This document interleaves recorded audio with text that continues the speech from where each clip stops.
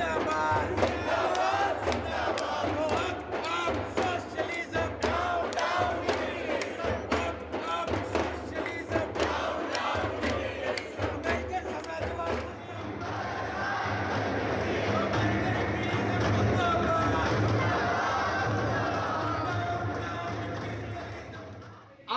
हमारे प्रोटेस्ट के बदौलत, हमारी आवाज देने के बदौलत आज अमेरिका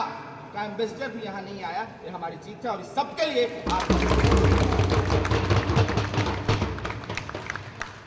जैसे इजराइल पैलेस्टाइन में कैसे लगातार बच्चों को, औरत को कैसे मार रहा है, हजारों की संख्या में कैसे बच्चे मारे गए और उस तरह से कैसे बमबारी हुई हॉस्पिटल्स में, घरों में, चाहे वो इंस्टीट्यूट्स में। हम देखते हैं कि कैसे यूएस उसको बैक कर रहा है लगातार, यूएस इंपेरियलिज्म जो लगातार इसमें हावी हुआ है, हम उसके खिलाफ खड़े हैं, आज भी यहाँ खड़े हैं।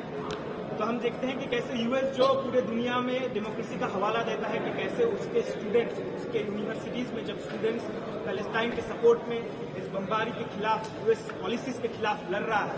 तब उसके स्टूडेंट्स के साथ कैसे अन्याय कर रहा है वो यूएस पॉलिसी। हम देखते हैं कि कैसे पुलिस को भेज के उनको लगातार यूनिवर्सिटीज से निकाला जाने की कोशिश कर रहा है, उसको रेस्ट्रिकेट किया जा रहा है स्टूडेंट्स को। हम as a student community, JNU के स्टूडेंट कम्युनिटी, उन सारे तमाम स्टूडेंट्स के साथ खड़े हैं। इस मंच से हम सॉलिडारिटी जताते हैं और ये बताना चाहते हैं कि आगे भी स्टूडेंट्स, हर एक स्टूडेंट्स उन स्टूडेंट की लड़ाई में शामिल रहेगा, पैलेस्टाइन की लड़ाई में शामिल रहेगा